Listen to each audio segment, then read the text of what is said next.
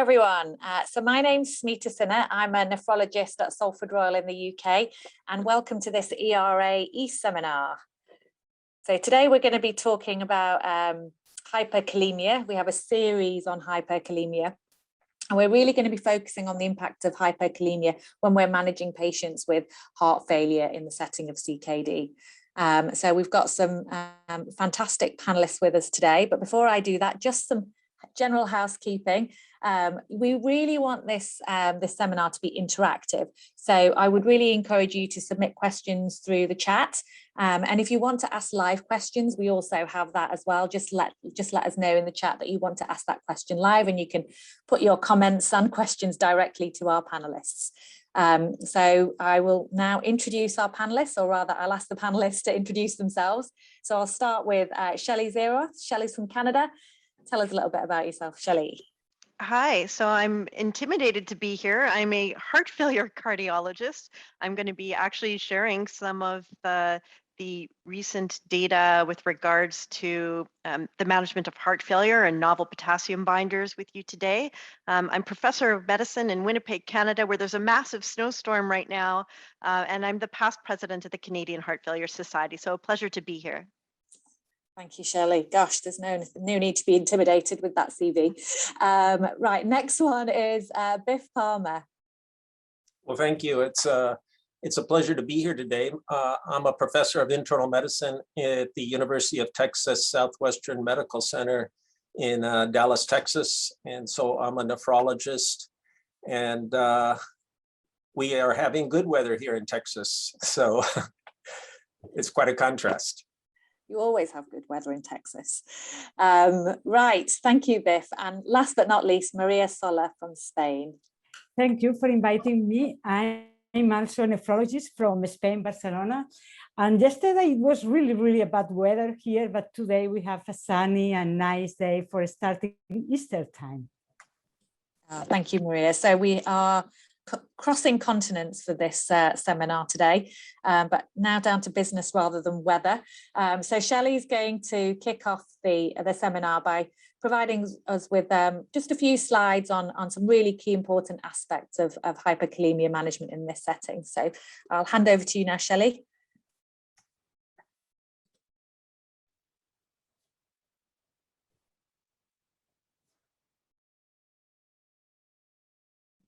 Oh, Shelly, just on mute. Good old non-face. Here we go. Good old fashioned. Hey, like I've never done this before. Thank you, Smeeta.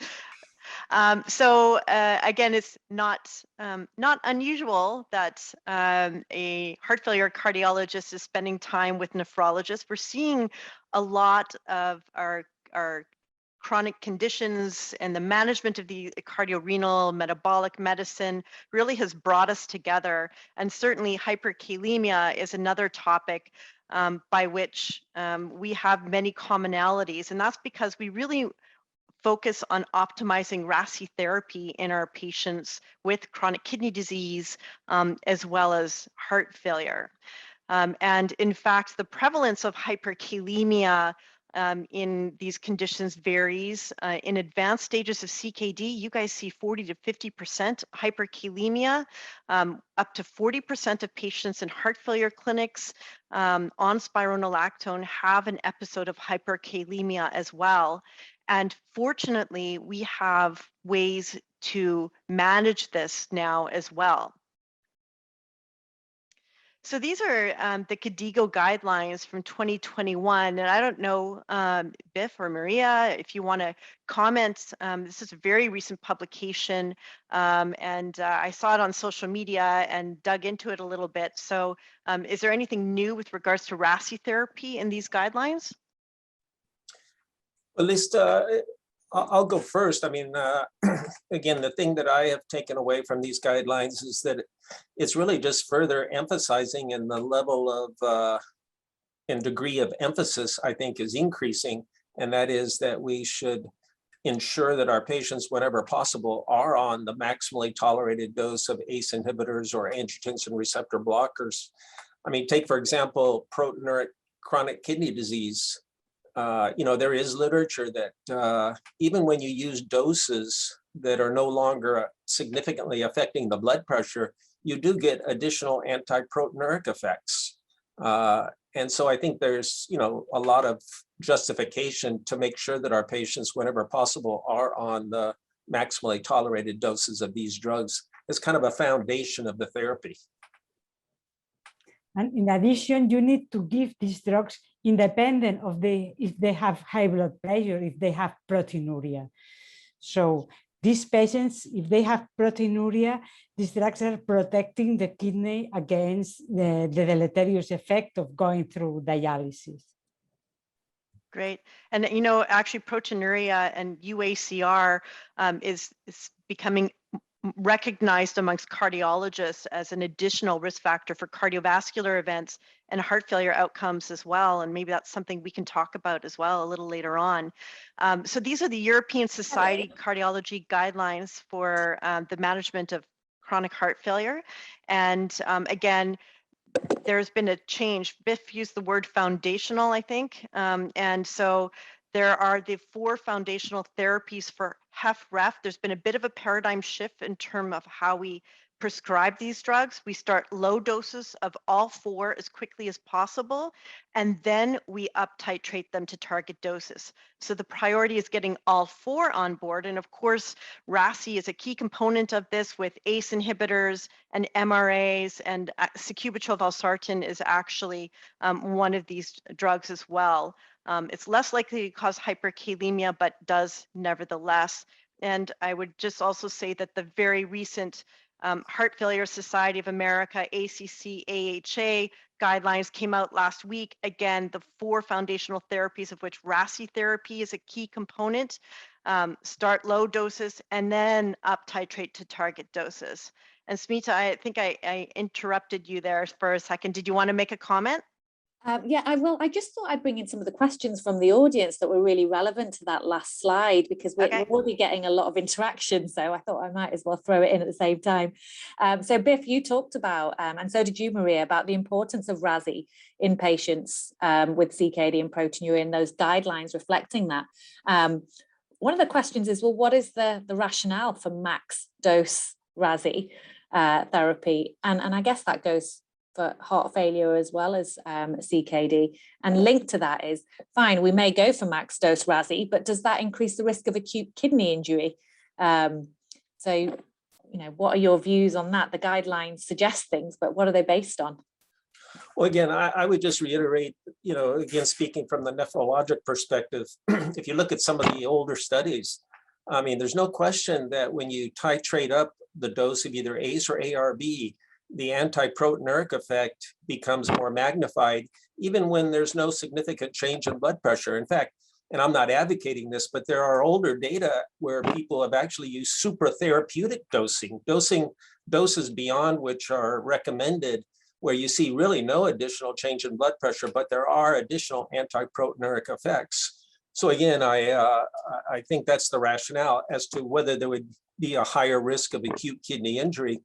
Once again, I think the change in kidney function that tends to occur with renin-angiotensin system blockade is, again, a hemodynamic change. We always say you put somebody on an ACE or an ARB, is like, the creatinine may go up a little bit, but as long as the kidney function changes, and generally people say less than a 30% change, you don't get too excited about it.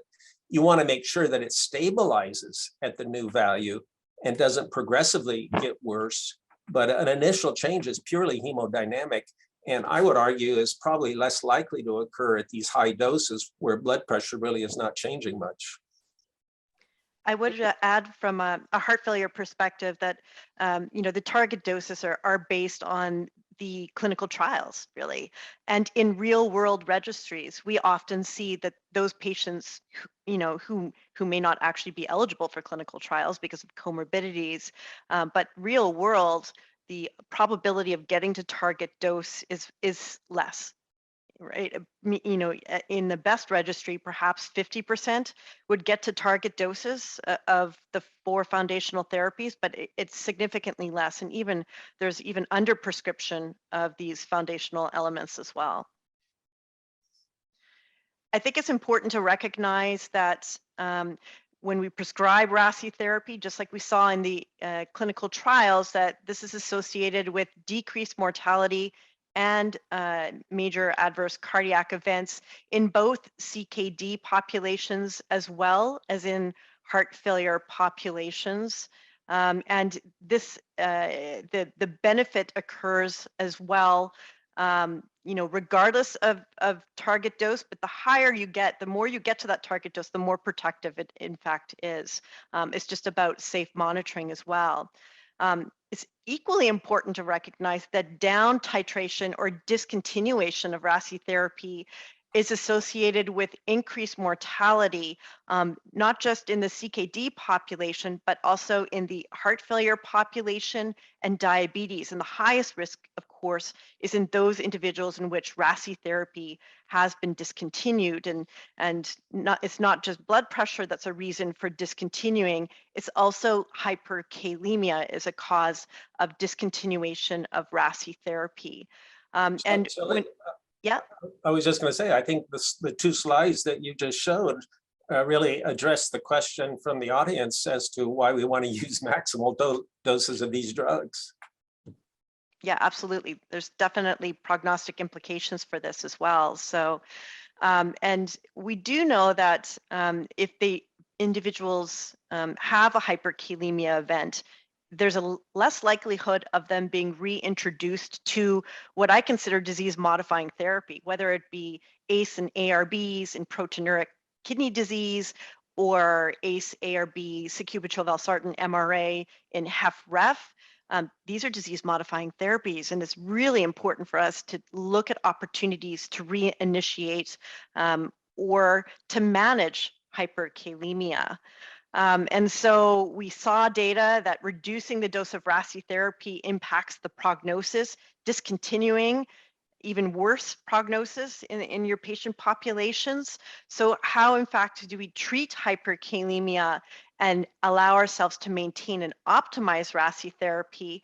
And this is where I've learned so much from nephrologists in terms of low potassium diets, using traditional potassium binders, diuretics as well. We'll talk about the novel potassium binders shortly, but I thought maybe Maria, if you want to tackle this, and Biff and Smeeta.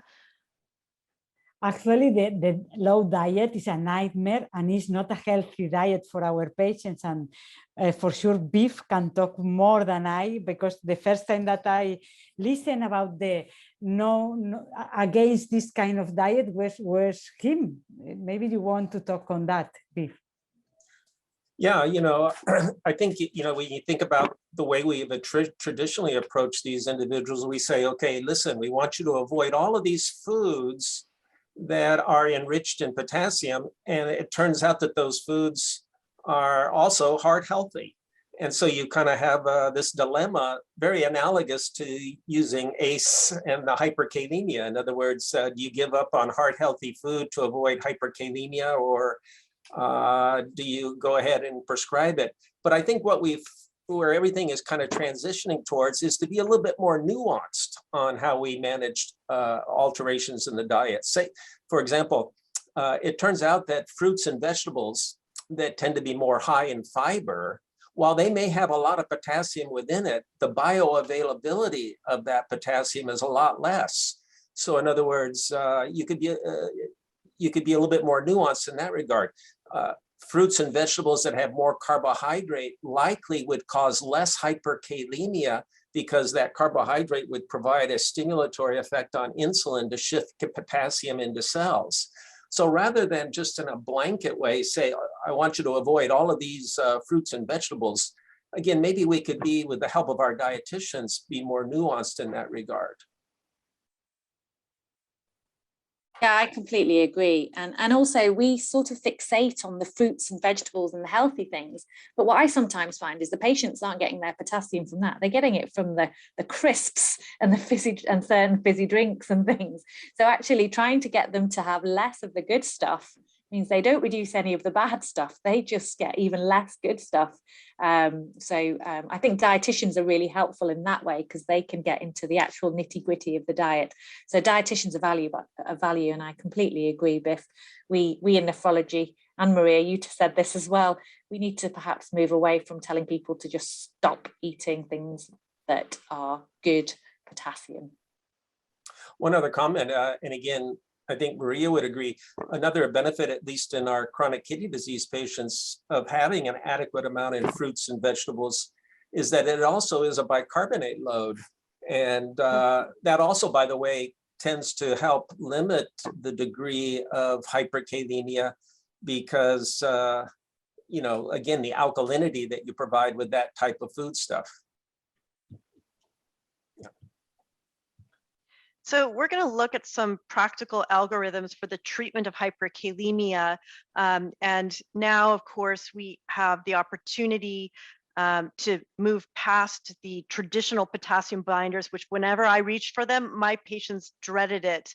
And it's just not well tolerated, not palatable, unpleasant, GI side effects as well. But now we have algorithms that also are incorporating consideration of the novel potassium binders. And I always find it interesting as a cardiologist, I think my threshold for treating hyperkalemia might be lower than the nephrologists. I mean, I'm a solid 5.5, I'm gonna take action. But I think you guys live in a different part of the spectrum. Do you wanna comment on that? Possibly in more ways than one, Shelly. Biff. Yeah, I mean, you know, you talk to 10 to 15 clinicians and ask, what is your threshold for treating hyperkalemia? You'll get 10 to 15 different answers. And so a lot of it is your own individual comfort. You throw out the number of 5.5. I'll be honest with you, that's kind of my threshold where I start to really ask myself, you know, do I need to do something a little bit different to try to prevent things from getting worse? My fear is, even if I were to tolerate a value of 5.5, what we don't know and what I think really needs to be further explored is, what are the excursions beyond that? In other words, if you're at a baseline of 5.5, how do we know that at other times during the day, for example, after a meal, that that patient doesn't actually go up into the 6s and then perhaps comes down? So while you may have different thresholds, I think we are a little bit lacking in knowledge about what's happening to plasma potassium over, you know, more prolonged periods throughout a 24-hour period. And maybe, you know, people that say they're comfortable at these high values, we may have to kind of rethink that. I just throw that out as a kind of an unknown. Yeah, I wonder if part of it is because we've been used to it, because our options have been so rubbish before. I don't know about you, Maria, but I think it's been a challenge treating them, so you kind of have to accept them. Are you more accepting, or have you modified practice? I think that we are now modifying practice because we have more tools for treating this. Actually, with the all potassium binders, it was really difficult because you used to give the therapy to the patient, and after that, 2 months later, the patient came to your patient consult and say, "Doctor, I cannot take that anymore." So now that we have more drugs that we can give to them, I think I have the feeling that we are modifying. And another fact is that if the patient has a structural cardiac defect, you are more scared with a little bit high levels of potassium because you know that this patient has a higher risk. So it depends on the type of patients, but I'm sure that we are treating them now much more, for sure, because we have new drugs that they do not comply, they do not have this bad taste. So patients are taking these drugs without problems. So I think that this will be modifying for sure in the future. Yeah, I'm inclined to agree. We've got a comment here which resonates with me. Sometimes the patients who are the hardest to manage are actually the ones that are most likely to discontinue treatment. So, you know, they just stop taking the binders or other medications. Do you find that they're more likely to tolerate the newer binders than historically? Well, I think there's no doubt. I mean, when you think, while I have personally never taken sodium polystyrene sulfonate, the only drug we had for the last 50 years, most people tell me it's incredibly poorly tasting and the like. And we do know that occasionally, not commonly, but rarely, it can be associated with severe GI side effects. So there's always been this unmet need to have well-tolerated and effective potassium binding drugs. And now we have at least two, the patiromer and the zirconium cyclosilicate. And again, I think the thing that's been striking about those drugs is, number one, they've been proven effective even, for a year to enable people to remain on these renin-angiotensin system blockers. And generally, people tolerate them pretty well. That brings us really nicely onto the slide that Shelly has up around one, tolerability, but the effect that has on the treatments. Right, and we're accumulating data in the heart failure world as well with regards to the use of SZC and patiromer to facilitate disease-modifying therapy, particularly MRA, so that we are accumulating evidence as well. Biff spoke to the fact that we have data for both of these drugs for use for 1 year of chronic treatment. And then in terms of onset of action, SZC works as early as 1 hour after the first dose, whereas patiromer is 4 to 7 hours after the first dose. And then just to run through really quickly, we had the Prioritize HF trial started us off, showing that there was, a potential role for sodium zirconium cyclosilicate in the role of optimizing MRA therapy in patients with heart failure. And there's an ongoing RAASi trial, it's a phase 4 study to look at the efficacy and safety of SZC in patients with HFrEF who are optimized on spironolactone. There's actually a run-in phase in which everybody, whether they be at high risk of hyperkalemia or have concurrent hyperkalemia, will be started on SZC as required to facilitate up-titration of MRA. And the primary endpoint will be potassium-based primary endpoint and some safety secondary endpoints as well. Interestingly, because I don't see a lot of this in nephrology studies, is a Kansas City cardiomyopathy questionnaire looking at functional status, changes in functional status with this therapy, and quality of life as well. And then, of course, let's see here, maybe this is there we go. It's a build slide here. The Diamond HF trial was just presented about 10 days ago at ACC AHA as well. And this looked at patiromer in a similarly designed clinical trial. And of course, the primary endpoint was change in serum potassium levels from baseline on MRA. And of course, patiromer did meet its primary endpoint. This was statistically significant, but there were secondary endpoints as well in favor of the patiromer group, including they were less likely to have a serum potassium of over 5.5. They were less likely to require a reduction in MRA dose. And then they did an interesting RAASi use win ratio score as well, again, which came in favor of patiromer. So that really is the end of the slides. And I think there may be more questions, Smeeta, that we want to tackle and more discussion with the panel. Yeah, absolutely. We have had quite a lot of questions come through. So, I mean, we've talked about the guidelines. One of the guidelines that raised a lot of interest, certainly in the UK, was when the ESC came out with its recommendations to start the 4 pillars of heart failure medications at the same time. So that's and that includes renin-angiotensin system inhibitors, as well as MRAs at the same time, at which point we were like, oh my goodness, the referrals for hyperkalemia are going to go through the roof, and the decline in kidney function. I guess it'd be really useful to get a view from a heart failure type point of view and the nephrologists about what they think is going to happen to the potassium and what we should be doing. Should we be worried? So Shelly, I'm going to ask you first, because you've been doing slides and have avoided the wrath of my questions. So the question is specifically, do I think hyperkalemia is going to be a barrier for prescribing guideline-directed medical therapy? Yeah, and should it be, or should we just get on and do it? Yeah, so it shouldn't be a barrier, right? And I think in the past, again, we spoken about this.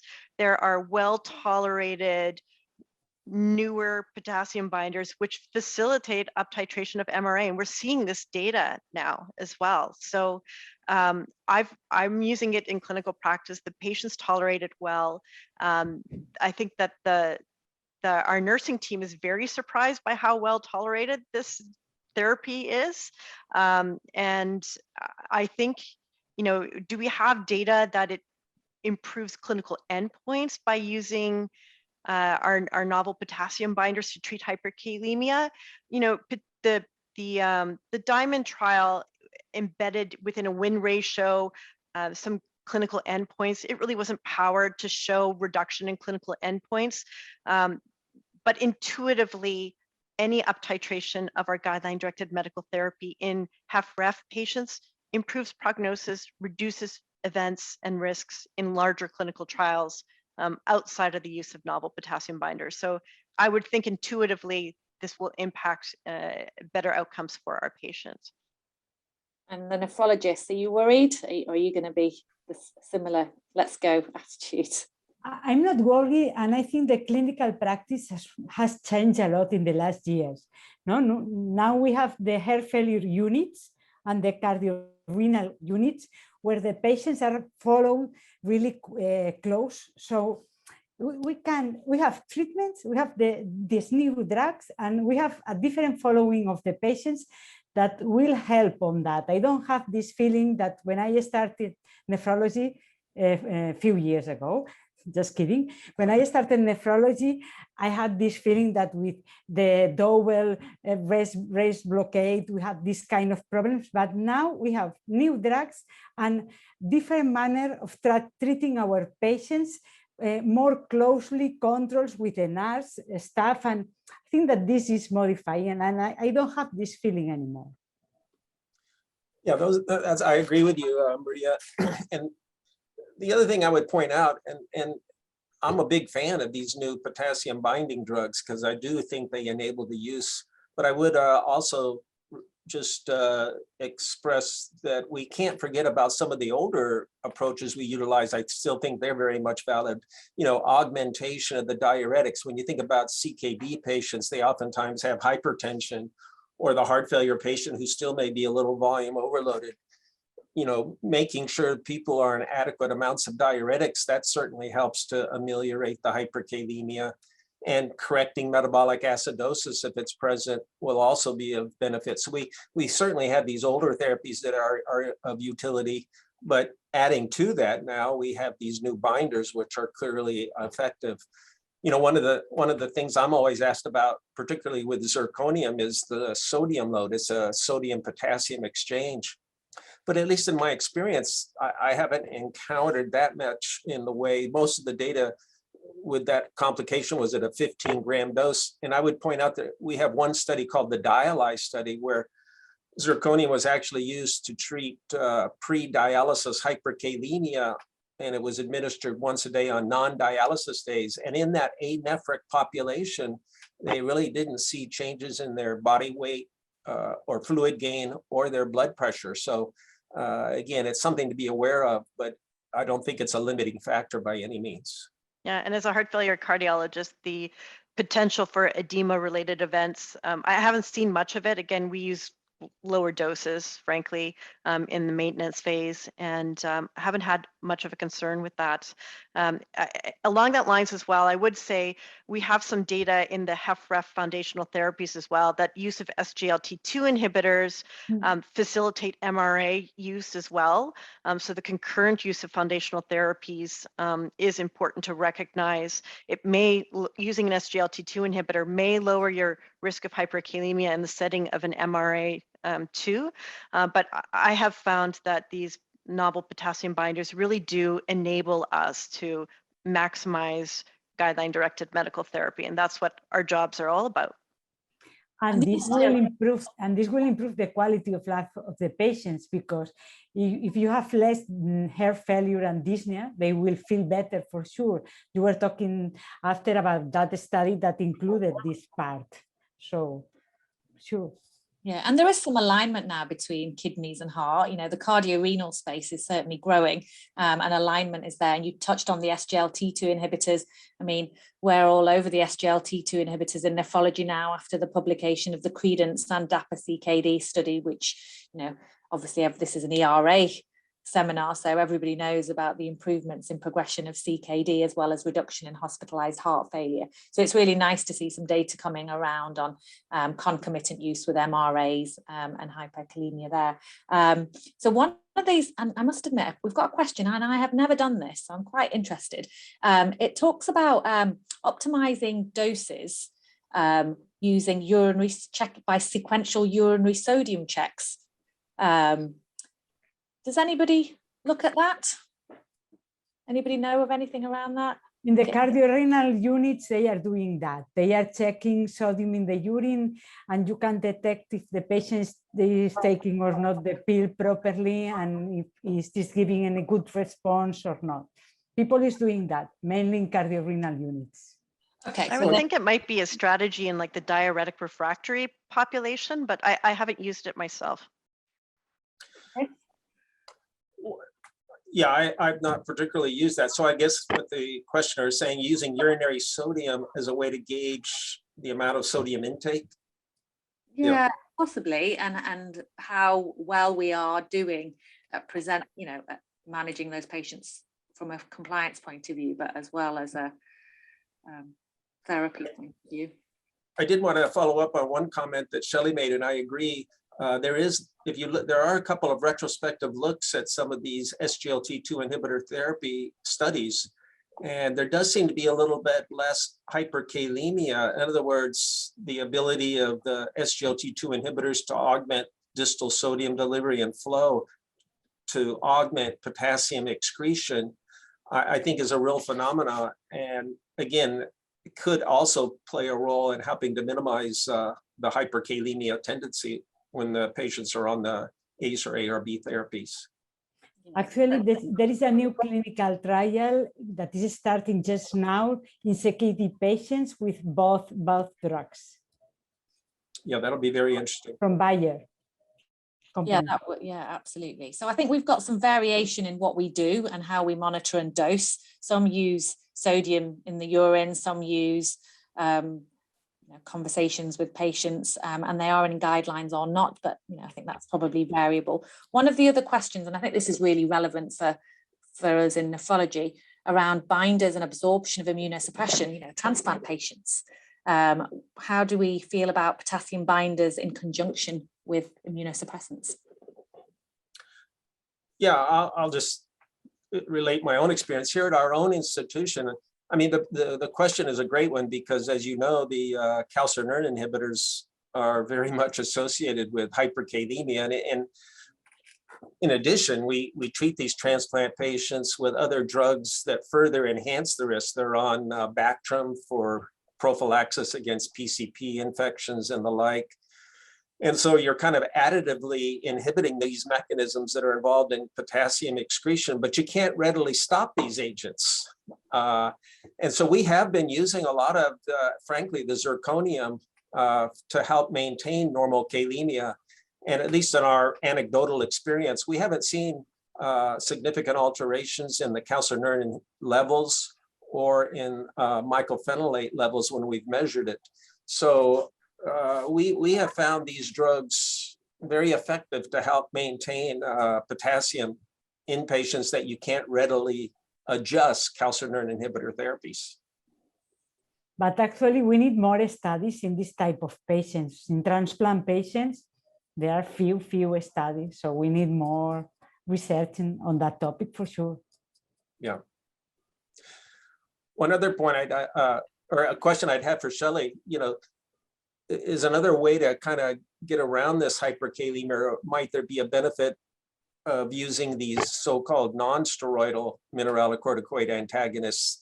They are said to have a little bit less hyperkalemia, and I realize we don't probably have a lot of data yet in patients with reduced ejection fraction, but might that be another strategy if they were found to have the same benefit as steroidal mineralocorticoid antagonists, if indeed they have less hyperkalemia? Yeah, so the cardiologists were watching Fidelio and Figaro, just hoping that we could get our hands on finerenone. And because MRA is a component of the foundational therapy for HFrEF, there hasn't been a HFrEF clinical trial with finerenone, and I'm not sure there will be. But there is a study going on in HFpEF right now called the Fine Arts Trial. And that will be looking at finerenone in patients with preserved ejection fraction. Some of them will have recent heart failure hospitalizations.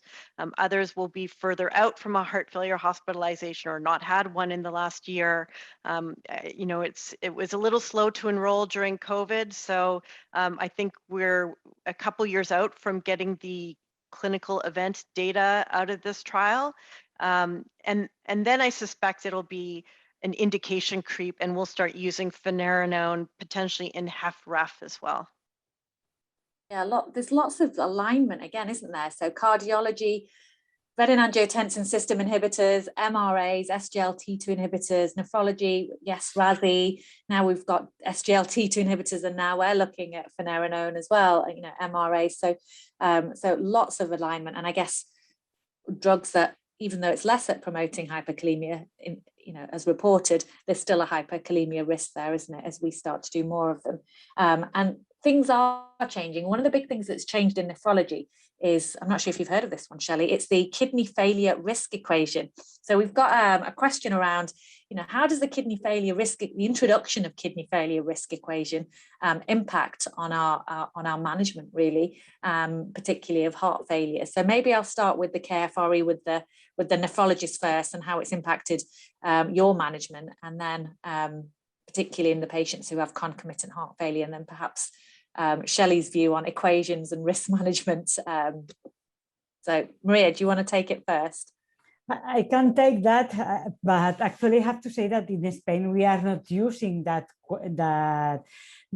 type of score, or we are going directly treating the patients without looking at that.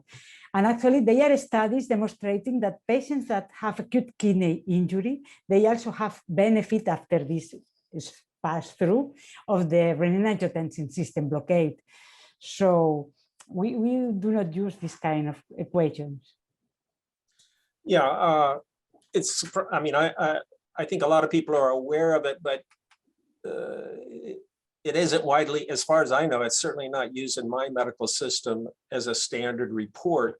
But apparently this equation that has been devised based on things like age, sex, albumin to creatinine ratio, and estimated GFR predicts what 2 and 5 year likelihoods of reaching end stage kidney disease.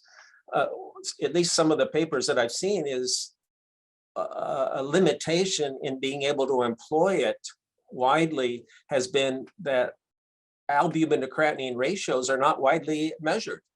And so perhaps a utility of being aware of this is perhaps making people more aware that we should check albumin to creatinine ratios. This is really perhaps more directed towards primary care physicians, because that's an early indicator of kidney disease.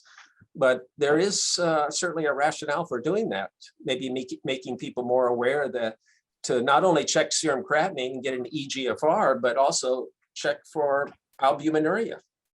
Yeah, I mean, in the UK, so I'm sure there are UK listeners.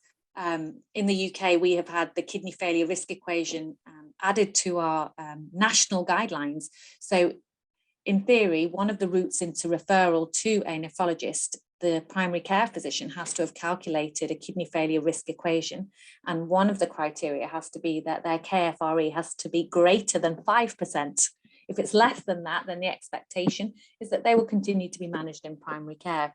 So it might be a driver for increased urine albumin creatinine ratio, which adds value obviously from a nephrology point of view, because we know that's a predictor of progression. But we know that proteinuria is also a predictor for cardiovascular outcomes. So it may have people simply looking for it may highlight that somebody's at higher risk of cardiovascular as well as renal events. And hopefully it might then potentially encourage either the primary care physician or the secondary care physician to start adding in these disease modifying agents at the 4 pillars for heart failure and the 2 and a bit coming through pillars for proteinuric CKD.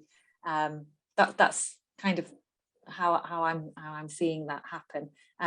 What do you think, Shelly, looking at it from the outside? We've got this equation that predicts renal replacement therapy risk. Yeah, it sounds brilliant to me. I mean, I think it would help avoid physician inertia in terms of identifying that there is a residual risk with your patient, right? And I think that that's a problem with clinicians, is that we sometimes see the patient looking fine, maybe the numbers haven't shifted too much, but we're not as much aware of the residual risk for a future event. And I think scores like that really bring needed awareness to it. I do think that any score that's used, though, is more likely to be used if it's embedded in your local EMR or available easily on your phone to increase implementation. And your points about UACR as well, there are now cardiology guidelines starting to come out adding UACR as a cardiovascular risk factor, and asking clinicians, cardiology clinicians, to not just look at eGFR, but also be aware of UACR and its risk for future cardiovascular events. Oh, that's really welcome. I did not know that. So I'm always educated with these e-seminars, so something else I've learned. Okay, so we've got a couple more questions, very much around RASi dosing now. So I find that patients never get beyond ramipril 1.25 milligrams once daily, which is the lowest dose of a certain ACE inhibitor.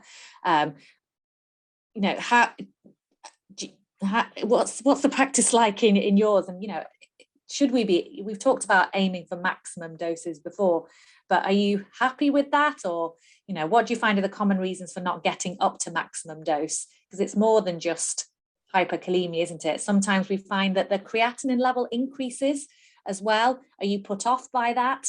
Should you down titrate the RASi if the creatinine increases? What are your take on hyperkalemia, but also deterioration in renal function on your RASi dose and MRAs? So Shelly, I might push that back to you, because that often comes from the heart failure team, doesn't it?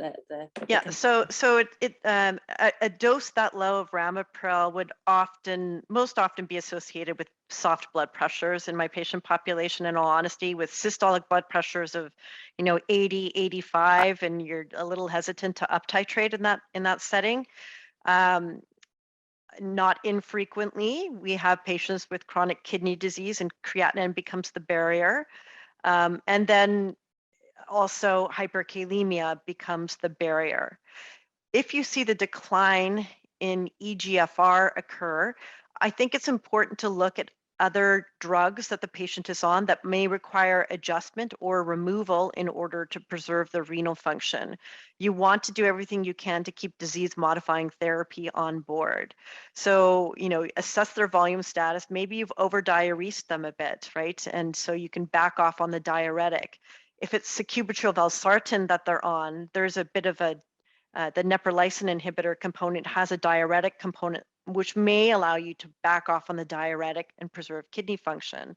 And then with SGLT2 inhibitors as well, I do everything I can. If I see that a dip sort of beyond the anticipated 10-15%, it may be just a diuretic adjustment that's required, rather than removal of that disease-modifying therapy. So I hang on to those drugs as long as possible. Yeah. Maria, you're on mute, Maria. Actually, the limitant in our case used to be the blood pressure. It used to be the problem, not only the hyperkalemia, because we can treat hyperkalemia, but the blood pressure used to be the limitant. So, but I used to do the same, or minimize the dose, or take out another drug. I used to go, there is a calcium antagonist in this patient, so take this out because it's not giving an extra benefit. So I used to do that. So, sorry, Biff, go ahead. No, those are all great points. I was just going to say, I think, Shelly, all of the points you made for heart failure really apply to the kidney. Again, even the guidelines say, a 30% or so initial increase in the creatinine. you should tolerate it. I think it's important to realize that when you see it, you always want to confirm that it's now stabilized at that higher value, not getting progressively worse. When that occurs, or if the initial jump is more severe, then you have to think, as you say, are the patients being over-diuresed? Are they taking an over-the-counter non-steroidal anti-inflammatory drug? Some other reversible component to look at. But it's the same argument for the SGLT2 inhibitors. We see that initial decline in GFR that is, again, hemodynamic. It's not representing structural injury. And again, as long as it's not excessive and not progressive, then I think we should not get too excited about it. Now, there may be individuals that you do have to cut back on the dose, but I would argue that maybe being on some is better than discontinuing it altogether. So, you do have to have individualization, no question about it. Yeah, one of the things that we also look at is, because we look at the risk of renovascular disease as well, because these patients often have quite a lot of atherosclerotic cardiovascular disease as well. I mean, I'm based out of Salford, so this is the home of Astral. So I guess we do spend a lot of time looking for ARBD, but there's a certain cohort of patients who do benefit from intervention to enable them to access these disease-modifying drugs. So I think that's another thing that we tend to do as well. Okay, and then I have got another question that's come through, and it takes us back to potassium binders. Right, so we've identified our patient, we've got them on optimal therapy, we've got them on a potassium binder to maintain that. How long do you keep them on it, and when do you stop it? So Shelly, you said you prescribed loads of this, so I'll start with you. When do you stop the stuff? I'm certainly starting to now that it's so readily available for us. So, we have data for long-term use out to a year. I don't have anybody out that long, but, I think I would feel comfortable based on what I've seen to continue it longer than a year. And in fact, let me see here, how long was the average follow-up in the Diamond trial? So the duration of follow-up, okay, it was only 13 weeks in this one. But I mean, I feel pretty comfortable with long-term use. I guess you would reevaluate it if there were other reasons why their RAASi therapy was decreased over time. So for instance, blood pressure effect. So that's when you would reevaluate it. But as long as you're going forward and up titrating, or staying on a stable maintenance dose, I think potentially indefinitely. I don't know, Biff, what have you guys done? No, I think you're right. I mean, when you think about the 1-year trials with patiromer or the 1-year trial with zirconium, they actually stop the binders at the end of the time, and the potassium does go back up. So if the question is whether you could reach a point where you no longer needed these in the absence of some true reversible of the underlying kidney disease, I think it would be unlikely. I think you're really looking at more indefinite therapy. I mean, you could certainly reevaluate if you were under the impression that something had changed down the road, but in general, you're going to continue these for the long term. We don't have studies, but we have the feeling that this should be gone forever. Yeah. But we do not have studies, because what we have is what you already told, that when you withdraw the treatment, potassium is going up. What dose, minimal dose, to modify every 48 days? We don't know, but maybe. Yeah, and I guess this comes into post-market surveillance does become important, doesn't it? Particularly as we want to do the right thing, so we continue prescribing beyond the trials so that we can continue to look at the impact long term. Great, thank you for answering that. I'm going to ask another question. Maria, you touched on this. You talked about cardio-renal units. So we're sort of experts in this group. We run cardio-renal units. Biff's talked about all these mechanisms of potassium in diet and the body, and Shelly's talked about the trials.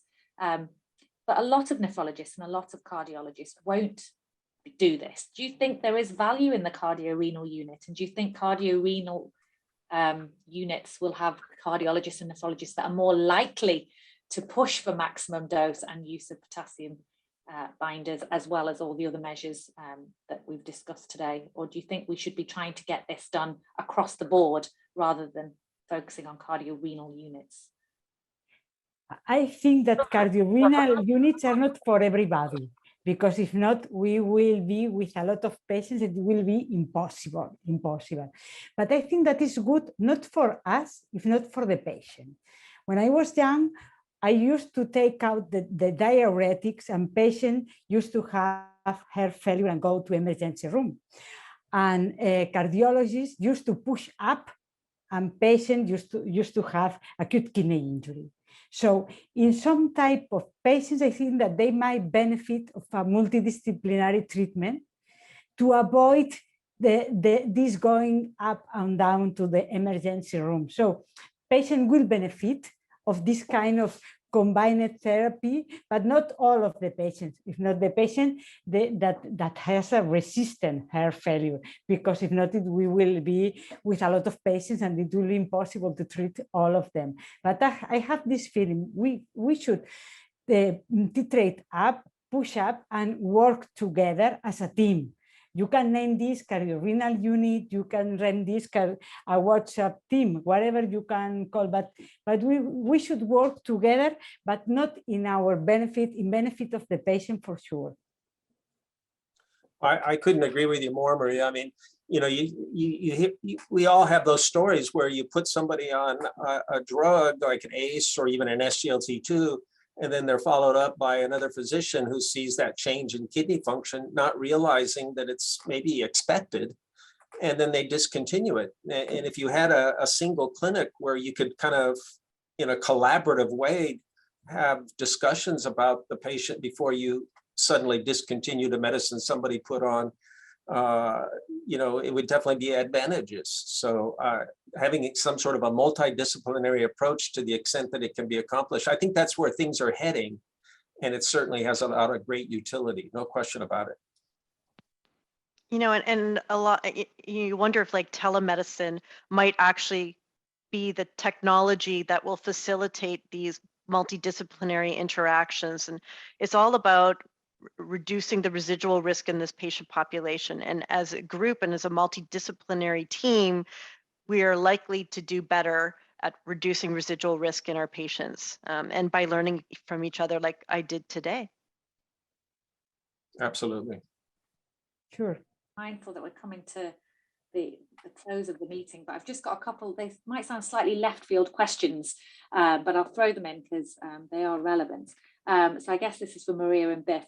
Do you use verapamil and diltiazem as antiproteinuric agents if you can't use your ACE and ARB? Maria? Not a lot, I have to confess. Currently, not a lot. I don't use that. I prefer other types of drugs, and nowadays I'm going to SGLT2 inhibitors. If the patient has diabetes, I'm going to GLP-1 agonist. Yeah, yes, I agree. I mean, you know, the older data showed that verapamil and diltiazem did have antiproteinuric effects in comparison to those old dihydropyridine blockers that we used to use, just nifedipine, for example. I'm not so sure it's that much different though with these so-called vasculoselective things like amlodipine. And the other downside to keep in mind is, were you to switch to verapamil and dilt, at least it's my impression that those drugs are a lot less effective in controlling blood pressure, for example, as compared to a drug like amlodipine. So you'd really have to consider a lot of different things if you were to make that switch, you know, worsening blood pressure control and the like. And I think, as Maria points out, we now have other options. If somebody really couldn't tolerate an ACE or an ARB, having them on an SGLT2 inhibitor, I think would be really paramount importance at that point.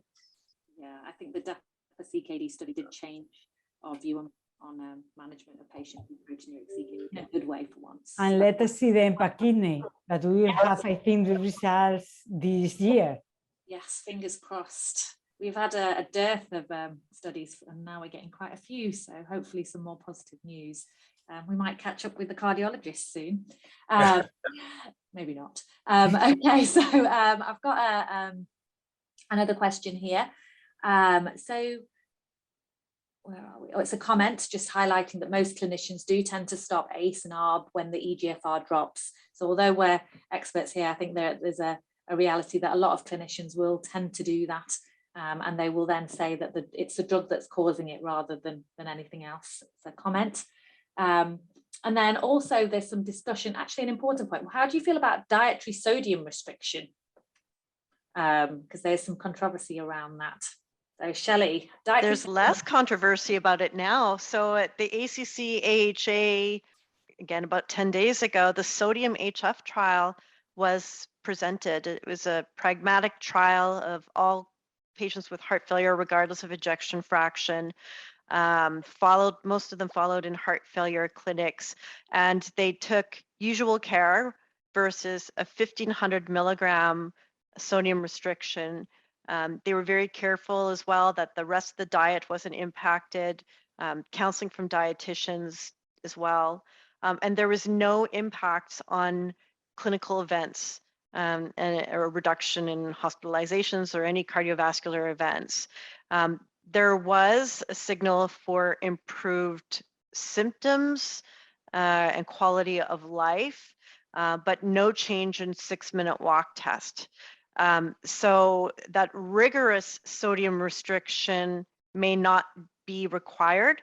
That being said, these were well-behaved heart failure patients who I think the mean in the non-treatment group was about 2200 milligrams. So well-behaved heart failure versus significantly restricted sodium intake did not impact clinical events. So we don't have that trial in nephrology. Nephrologists, what do you think about releasing patients from sodium restriction?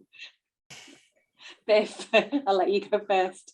Well, the biggest downside I see is it's well established that if you eat a high salt intake, it really minimizes or it tends to abrogate the antiproteinuric effect of the RAS inhibitors that you're on. Or stated differently, if you restrict dietary sodium, you can actually augment the antiproteinuric effect. And to the extent that changes in urinary protein at least associate with long-term kidney function preservation, you know, I tend to advocate a more salt-restricted diet, but that's just my approach, yeah. I do the same. I mean, because the IgA patients as well, there's a little bit, I know association is not causation, but the IgA patients, you know, adhering to a low salt diet seems to reduce the proteinuria as well in that cohort. I suspect, I'm hoping, Maria, you're going to say the same as I, but I'll let you answer. I used to do the same, but not a null sodium diet, because kidney needs a little bit of sodium, not a null sodium one. Yeah, I think that, you know, even though the sodium HF trial showed significant, like severe restriction of sodium didn't change anything, again, recognizing we weren't allowing 6 grams of sodium intake. It was still, you know, reduced sodium intake. And we have data like from the SAS trial last year presented at ESC showing a sodium replacement at the table. I think it was in Japan, that there was a significant reduction in stroke onset in that patient population by using a sodium replacement in lieu of typical salt. So huge like public health implications for reducing our salt, right? Less hypertension, less heart failure. It's preventative as well. It's important to still, you know, advocate for this from a global and public health perspective. The other thing to point out is, in general, those who are ingesting a high salt intake also, almost by definition, tend to have a lot lower potassium intake. And to the extent that we augment potassium intake, there could be some health benefits, not so much maybe from the K per se, but the foods contained within it. Something I alluded to earlier, but do it in a nuanced way.